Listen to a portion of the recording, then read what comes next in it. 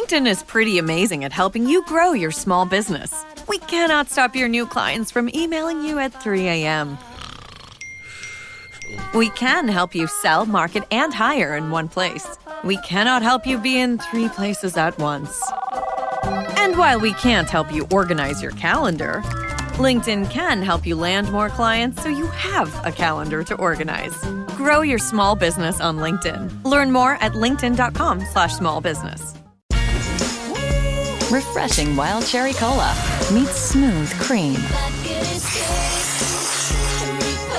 The treat you deserve. Pepsi Wild Cherry and Cream. Treat yourself. Existe un pasaje en Génesis que la mayoría de los predicadores evita. 6 versículos que describen algo tan perturbador que teólogos debaten hace milenios. Hijos de Dios descendieron y tomaron para sí mujeres humanas. Ellas engendraron gigantes, y Dios decidió destruir el mundo entero. ¿Quiénes eran esas mujeres que se acostaron con seres celestiales? El texto está en Génesis capítulo 6, versículos 1 al 4. Es corto, directo y profundamente extraño. Dice que cuando los hombres comenzaron a multiplicarse sobre la tierra y les nacieron hijas, los hijos de Dios vieron que las hijas de los hombres eran hermosas y tomaron para sí mujeres de todas las que escogieron. Luego, el texto menciona que había gigantes en la tierra en aquellos días.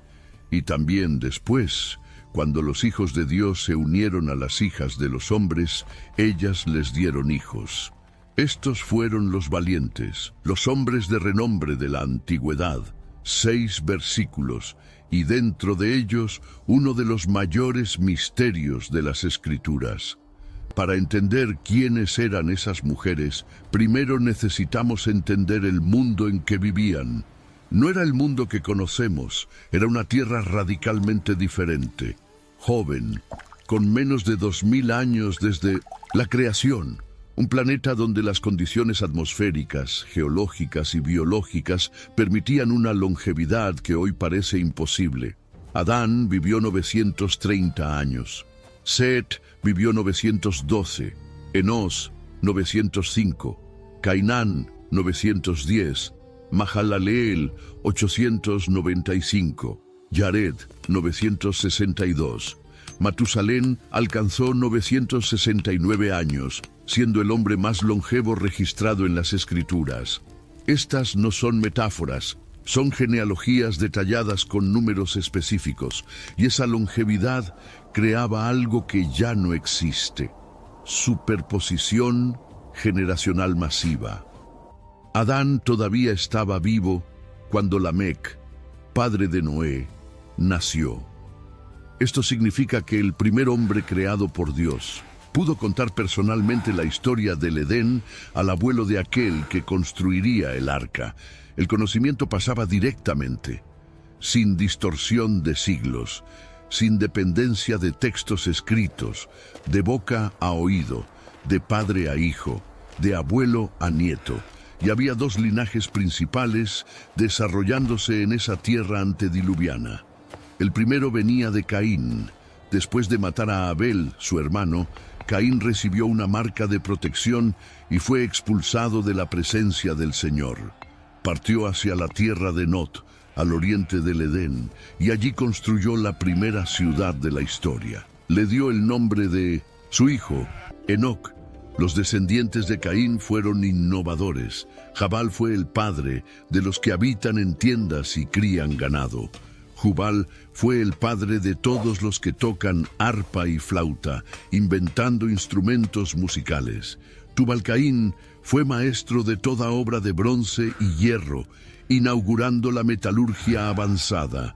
Pero el linaje de Caín también cargaba violencia en la sangre. Lamec, descendiente de Caín, en la 7ª generación, mató a un hombre por haberlo herido y a un joven por haberlo golpeado. Y se jactó de ello ante sus 2 esposas, Ada y Sila, declarando que si Caín sería vengado 7 veces, él sería vengado 70 veces 7. Arrogancia, brutalidad, ausencia de temor. El segundo linaje venía de Set. Cuando Abel murió y Caín fue exiliado, Adán y Eva tuvieron otro hijo. Eva dijo que Dios le había dado otra descendencia en lugar de Abel, a quien Caín mató. El nombre Set significa concedido o establecido. Era un nuevo comienzo, y Génesis capítulo 4, versículo 26, registra algo crucial. Fue en la época de Enós, hijo de Set, que los hombres comenzaron a invocar el nombre del Señor. Este era el linaje de la adoración, el linaje que preservaba el conocimiento de Dios, el linaje a través del cual vendría Noé.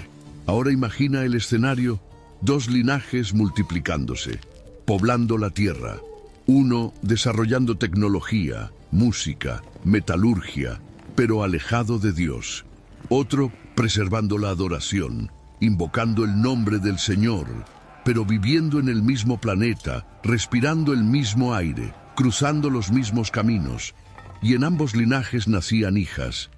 Las mujeres mencionadas en Génesis 6 son llamadas hijas de los hombres. El término hebreo es Benot ha-Adam, hijas de Adán, hijas de la humanidad. El texto no especifica si eran solo del linaje de Caín o si incluían también descendientes de Set. Solo dice que eran hijas de los hombres, humanas. Y la Biblia añade un detalle específico. Eran hermosas. El término hebreo es tobot. Significa buenas, bonitas, agradables a la vista. La misma raíz usada cuando Dios miró la creación y vio que era buena. Tob. Esa belleza no era pecado. Dios creó la belleza. Dios hizo al ser humano a su imagen, con capacidad de apreciar y manifestar belleza. Las hijas de los hombres eran hermosas porque fueron creadas por un Dios que hace cosas hermosas. Pero esa belleza atrajo la atención de seres que no deberían estar mirando. Seres que no tenían derecho de desear. Seres que cruzaron una frontera cósmica para tomar lo que no les pertenecía. Los hijos de Dios. Aquí comienza el debate que divide a estudiosos hace milenios. ¿Quiénes eran estos hijos de Dios? La primera interpretación, popular en algunos círculos evangélicos, dice que los hijos de Dios eran descendientes de Set, el linaje piadoso, y las hijas de los hombres eran descendientes de Caín, el linaje corrupto. Según esta visión, el pecado descrito en Génesis 6 fue la mezcla entre creyentes e incrédulos. Matrimonios mixtos que diluyeron la fe, comprometieron la santidad y aceleraron la corrupción moral de la humanidad. Esta interpretación tiene atractivo teológico, hace eco de advertencias bíblicas posteriores contra matrimonios con paganos. Parece más cómoda, más explicable, más segura, pero tiene problemas serios. ¿Por qué la unión entre dos linajes humanos produciría gigantes? El texto es claro. De esa unión nacieron los Nefilim, seres de estatura anormal, héroes, valientes, hombres de renombre. Matrimonios entre linajes humanos diferentes no producen mutación genética de esa magnitud. Además, ¿por qué el texto usaría el término hijos de Dios para descendientes de Set? Are you stuck staring at your W-2? Are tax refund worries holding you back? You probably have FOMO, the fear of messing up. The fix? Using TurboTax on Intuit Credit Karma. They find every credit and deduction to help you get every refund dollar you deserve, or your money back. It's time to overcome your fear of messing up and get your taxes done right. Start filing today in the Credit Karma app. En ningún otro lugar de Génesis, los humanos son llamados así. Y si los hijos de Dios fueran simplemente hombres piadosos, ¿por qué Dios reaccionaría con un diluvio global? Matrimonios entre creyentes e incrédulos son pecado, sí, pero destruir toda la vida en la tierra por causa de eso. La segunda interpretación, defendida por algunos estudiosos, dice que los hijos de Dios eran reyes o gobernantes poderosos. En la antigüedad, especialmente en Egipto y Mesopotamia, los reyes a veces eran llamados hijos de los dioses. Reivindicaban estatus divino. Según esta visión, tiranos comenzaron a usar su poder para tomar mujeres por la fuerza. Establecieron harenes, practicaron poligamia violenta, abusaron de su posición. Esta interpretación también tiene problemas. Nuevamente, ¿por qué eso produciría gigantes? Y más importante, el término hebreo usado aquí es Bene Elohim, hijos de Dios. Cuando esa expresión aparece en otros lugares del Antiguo Testamento, se refiere consistentemente a seres celestiales. En Job, capítulo 1, versículo 6, los hijos de Dios se presentan ante el Señor y Satanás viene entre ellos. Claramente no son humanos, son seres del consejo celestial. En Job capítulo 38, versículos 4 al 7, Dios pregunta a Job dónde estaba él cuando Dios puso los fundamentos de la tierra, cuando las estrellas del alba cantaban juntas con alegría y todos los hijos de Dios gritaban de júbilo. Esto ocurrió antes de la creación del hombre. Los hijos de Dios aquí son ángeles. La tercera interpretación es la más antigua y la más perturbadora. Los hijos de Dios eran ángeles, seres celestiales que abandonaron su posición en el cielo, asumieron forma física y descendieron a la tierra para unirse sexualmente con mujeres humanas. Esta era la interpretación dominante en el judaísmo del Segundo Templo. Los escritos de Filón de Alejandría, las obras de Flavio Josefo, los manuscritos de Qumrán, todos entendían Génesis 6 de esta forma. Y había un libro que expandía esta historia con detalles extraordinarios, el libro de Enoc. Enoc fue el séptimo desde Adán en el linaje de Set. Génesis capítulo 5 dice que caminó con Dios y desapareció, porque Dios se lo llevó. Fue trasladado sin ver la muerte. Y según la tradición judía, Enoc recibió revelaciones sobre el mundo espiritual que fueron preservadas en escritos que circulaban ampliamente en el período intertestamentario. El libro de Enoc no forma parte del canon protestante o católico, pero era extremadamente respetado en el judaísmo antiguo y en el cristianismo primitivo.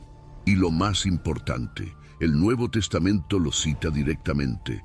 Judas, versículos 14 y 15, dice que Enoc, el séptimo desde Adán, profetizó acerca de ciertos hombres diciendo: «He aquí, vino el Señor con millares de sus santos para ejecutar juicio sobre todos». Esta es una cita directa de Enoc, capítulo 1, versículo 9. Y en el versículo 6 de su carta, Judas escribe algo aún más relevante para nuestro tema. Dice que ángeles que no guardaron su posición de autoridad, sino que abandonaron su propia morada, Dios los ha reservado en prisiones eternas, en tinieblas, para el juicio del gran día. Ángeles que no guardaron su posición, que abandonaron su morada, que están ahora en prisiones eternas. Pedro confirma. En 2 Pedro, capítulo 2, versículo 4, escribe que Dios no perdonó a los ángeles que pecaron, sino que los arrojó al Tártaro, entregándolos a cadenas de oscuridad, reservados para el juicio. El Tártaro. Esta palabra aparece solo una vez en todo el Nuevo Testamento. En el griego antiguo, Tártaro era el abismo más profundo, debajo del Hades, donde los titanes fueron encarcelados tras su rebelión contra los dioses olímpicos. Pedro usa ese término específico para describir la prisión de ángeles que cometieron un pecado específico. No es el Hades común, no es el lugar de los muertos humanos. Es una prisión especial, un abismo de contención para seres celestiales que cruzaron una frontera que nunca debería ser cruzada. Ahora ponte en la perspectiva de esas mujeres. Ellas vivían en una época en que lo sobrenatural era tangible, visible, presente. El Edén todavía existía, guardado por querubines con espadas flamígeras. Las personas conocían historias de primera mano sobre el jardín, sobre el árbol, sobre la serpiente, sobre la caída. Adán todavía estaba vivo, contando lo que había sucedido. El velo entre el mundo espiritual y el mundo físico era delgado, mucho más delgado de lo que es hoy. Y entonces seres aparecieron. El libro de Enoc los llama vigilantes, watchers en inglés, ángeles designados para observar a la humanidad. 200 de ellos, según el texto, descendieron en el monte Hermón e hicieron un pacto, un juramento de sangre. Se comprometieron mutuamente a escoger esposas entre las hijas de los hombres. El líder de ellos se llamaba Shemijasa o Semiasa. Temía que los otros desistieran y él cargara solo con la culpa del pecado. Entonces todos juraron juntos, atándose por maldiciones mutuas. Si uno abandonaba el plan, todos lo perseguirían. 200 ángeles, descendiendo de una sola vez, escogiendo mujeres. El texto bíblico dice que tomaron para sí mujeres de todas las que escogieron. El verbo hebreo es lakach, significa tomar, agarrar, seleccionar. No indica necesariamente violencia, indica elección deliberada. Selección, pero ¿cómo seres espirituales podrían tener relaciones físicas con mujeres humanas? La Biblia muestra que los ángeles pueden asumir forma física. En Génesis 18, 3 seres visitan a Abraham. Él los ve, corre a su encuentro, ofrece agua para que se laven los pies, prepara comida y ellos comen. Seres espirituales en cuerpos físicos, consumiendo alimento. En Génesis 19, 2 ángeles van a Sodoma. Los hombres de la ciudad rodean la casa de Lot, exigiendo que les entregue a los visitantes para abusar de ellos.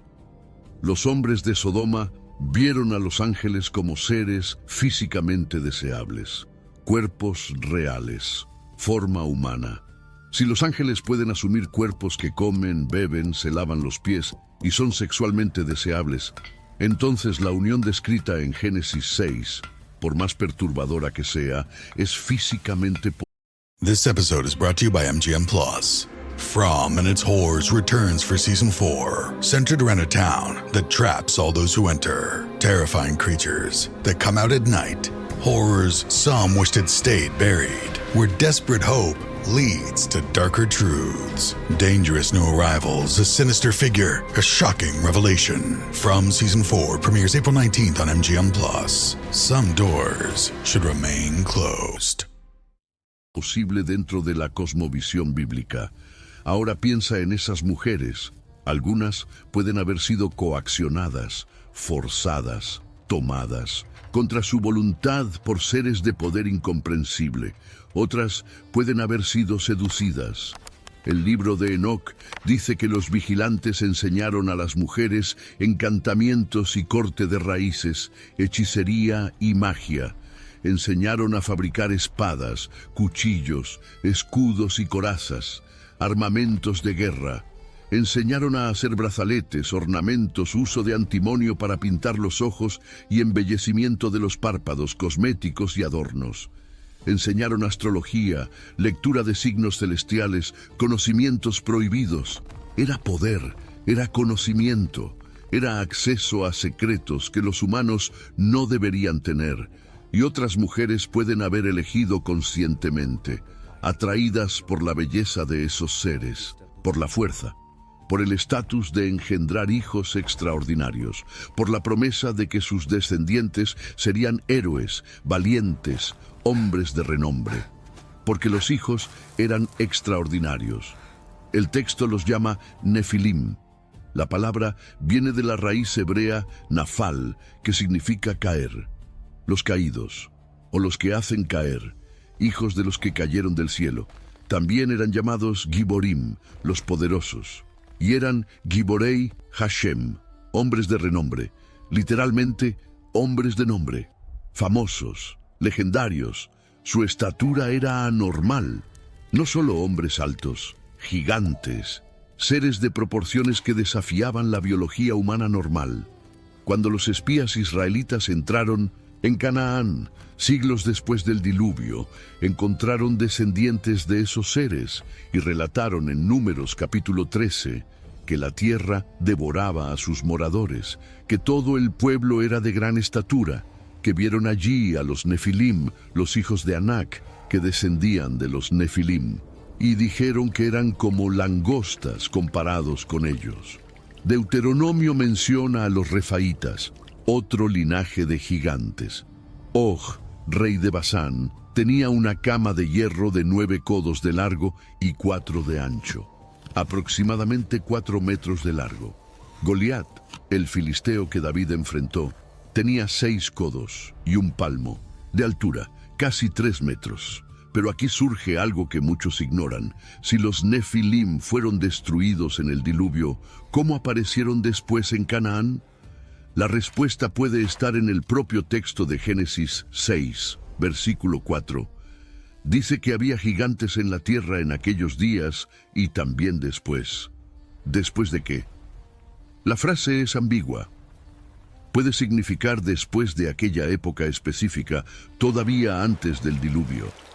O puede indicar que la incursión angelical ocurrió más de una vez. Algunos estudiosos sugieren que tras el diluvio hubo nuevos intentos de contaminar el linaje humano. Los refaítas, emitas, zucitas y anaseos mencionados en el Antiguo Testamento pueden haber sido resultado de incursiones posteriores, más limitadas, de otros ángeles caídos intentando repetir lo que ocurrió antes del diluvio. Esto explicaría por qué Dios ordenó la destrucción total de ciertas poblaciones en Canaán. No era genocidio arbitrario, era purificación genética, eliminación de linajes contaminados. Pero volvamos a las mujeres antes del diluvio. El conocimiento que recibieron de los vigilantes no era benigno. Era tecnología de guerra, era magia, era manipulación de la naturaleza, era poder que aceleró la corrupción de toda la tierra. Génesis capítulo 6, versículo 5, dice que el Señor vio que la maldad del hombre se había multiplicado en la tierra y que toda inclinación de los pensamientos de su corazón era continuamente mala. Toda, continuamente, no parcialmente, no ocasionalmente, totalmente, sin intervalo, sin pausa, sin excepción. El versículo 11 añade que la tierra estaba corrompida delante de Dios y llena de violencia. El término hebreo para violencia es chamas. Significa violencia, crueldad, injusticia, opresión. La misma palabra usada para describir el clamor de Sodoma que subió hasta Dios. Los Nefilim consumían. Según Enoc, cuando los recursos de la tierra no bastaban más, se volvieron contra los propios humanos. Practicaron canibalismo, bebieron sangre. El orden natural estaba completamente invertido, y en medio de esa catástrofe cósmica, Dios miró su creación y sintió algo que el texto describe de forma devastadora. Génesis capítulo 6, versículo 6. El Señor se arrepintió de haber hecho al hombre en la tierra y le dolió en su corazón. Se arrepintió. El término hebreo es nacham. Significa sentir pesar profundo, lamentar intensamente, sufrir. Dios, que había creado al hombre con alegría, que había soplado vida en las narices de Adán, que había formado a Eva con cuidado, ahora sentía dolor al mirar lo que la humanidad se había convertido. Y Dios dijo: destruiré de la faz de la tierra al hombre que he creado, desde el hombre hasta el animal, hasta los reptiles y las aves del cielo, porque me arrepiento de haberlos hecho. Destrucción total, extinción casi completa, reinicio. Pero había una excepción. Noé halló gracia ante los ojos del Señor. Génesis capítulo 6, versículo 9, describe a Noé con palabras específicas. Dice que era hombre justo, sadik en hebreo, recto, correcto, alineado con los estándares de Dios, y dice que era perfecto entre sus contemporáneos. La palabra es tamim, completo, sin defecto, puro, íntegro. Tamim es la misma palabra usada para describir animales sin defecto para sacrificio. Animales perfectos, sin mancha, sin contaminación. Noé era tamim en sus generaciones. Algunas traducciones dicen que era perfecto en sus generaciones. Esto no significa que era moralmente impecable, significa que era completo, íntegro, puro en su linaje. Muchos estudiosos interpretan esto genéticamente.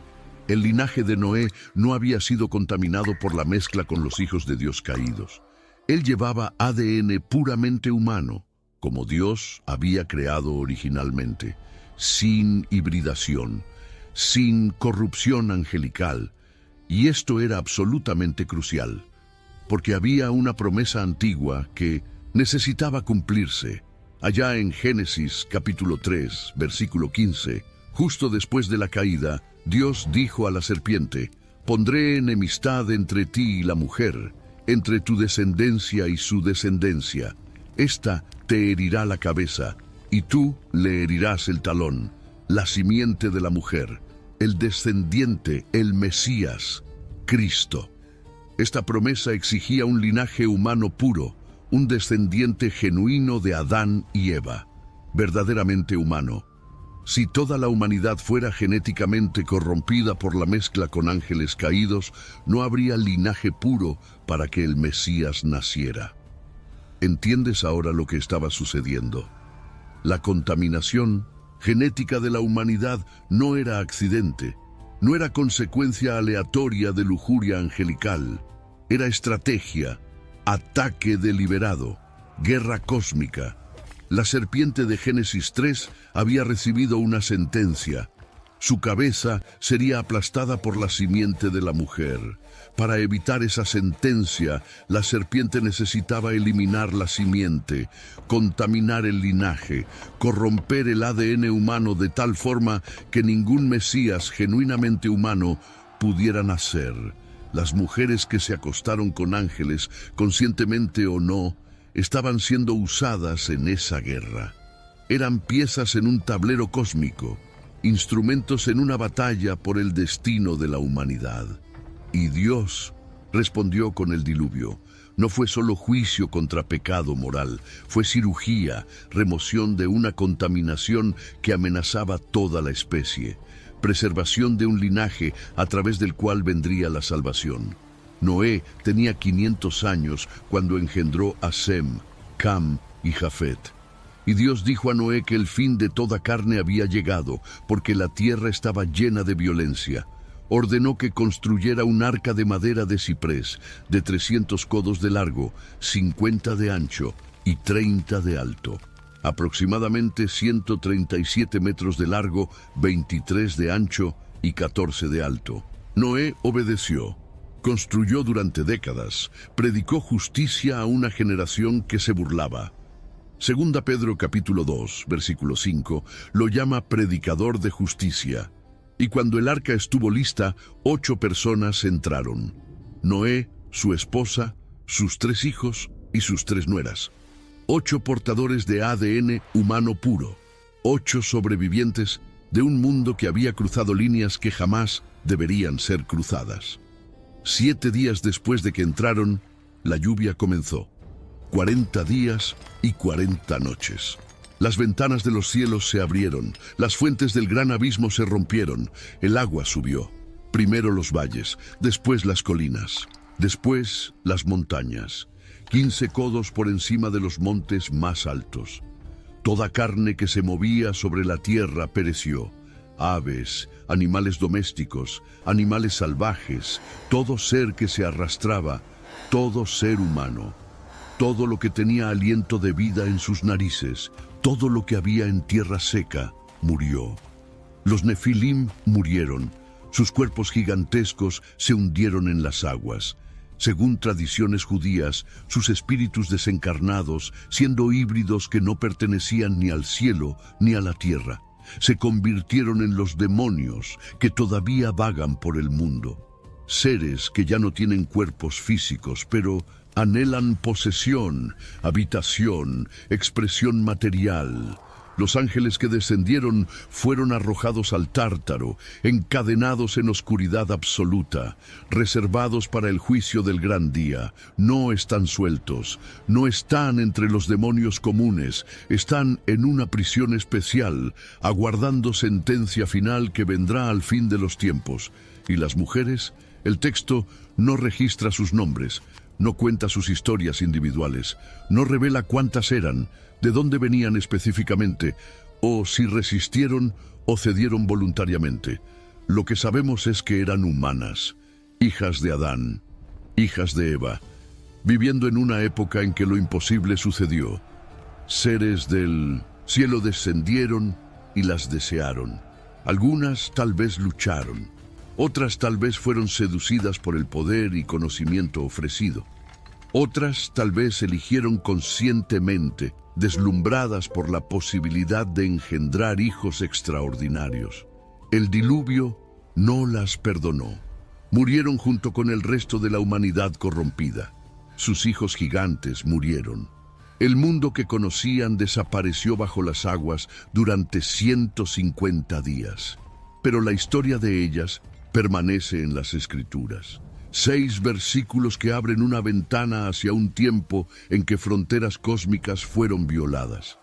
Cuando el cielo y la tierra se mezclaron de forma prohibida.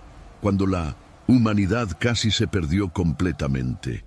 1556 años. Ese fue el tiempo entre la creación de Adán y el diluvio, según la cronología bíblica.